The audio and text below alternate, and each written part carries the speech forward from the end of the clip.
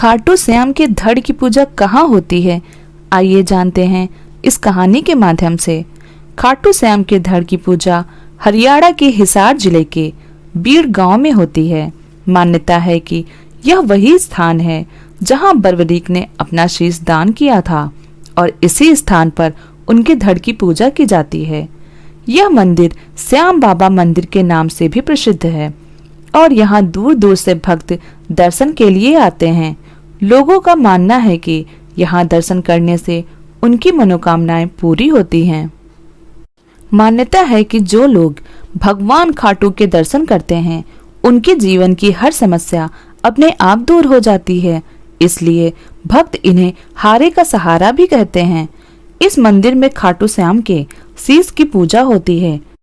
महाभारत के युद्ध में खाटू श्याम को घटोत्कच का बेटा और भीम का पोता बताया गया है। उनका असली नाम बर्बरीक था। पौराणिक कथा के अनुसार महाभारत के युद्ध में भाग लेने के लिए बर्बरीक ने अपनी माता से आज्ञा मांगी थी। माँ ने उन्हें युद्ध में जाने की आज्ञा तो दी, लेकिन युद्ध में उनके हारने वाले का सहारा बनने की सलाह दी।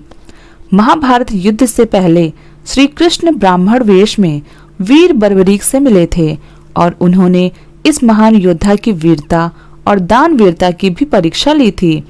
बर्बरीक ने अपने तीनों बाणों के चमत्कार से श्री कृष्ण को आश्चर्य में डाल दिया था और जब श्री कृष्ण ने उनसे पूछा कि तुम किस पक्ष से युद्ध करोगे, तो बर्बरीक ने कहा, मैं अपनी माँ को दिए गए वचन के अनुसार हारे का सहारा बनूंगा। वीर बर्बरीक इस वचन के बाद श्री कृष्ण ने उनके शीशदान की लीला रची।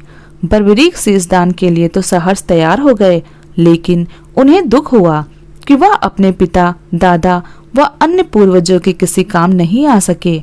उन्होंने श्री कृष्ण से अपने उद्धार का तरीका पूछा, साथ ही बताया कि वह भी इस युद्ध में हिस्सा लेना चाहते हैं और इसे देखना चाहते थे। बर्बरीक ने श्री कृष्ण से विनती स्वर में कहा, मैं भी इस युद्ध में भाग लेना चाहता था, लेकिन शीशदान के कारण ऐसा नहीं कर पाऊंगा। इसका शोक है। मैं अपने पूर्वजों को मृत्यु के बाद क्या मुंह दिखाऊंगा। श्री कृष्ण बोले, दुख न करो बर्बरीक, अगर तुम शीशदान न करते तो अपने पूर्वजों के बिल्कुल काम नहीं आते। इसका कारण है तुम्हारा वचन। शुरुआत में तो तुम पांडव सेना से ही युद्ध करोगे, लेकिन वचन के कारण कौरव पक्ष को हारता देख उधर जा मिलोगे। इसके कारण फिर पांडव सेना हारने लगेगी। ऐसा देखकर तुम वापस इधर आ जाओगे। यह क्रम चलता रहेगा और युद्ध का कोई निर्णय न निकल पाने के कारण धर्म स्थापना का कार्य नहीं हो सकेगा। इसलिए मुझे यह करना पड़ा। तभी तो कहा भी जाता है कि जब जब दुनिया में खराब हालात होंगे, खाटू भगवान भक्तों की मदद करेंगे।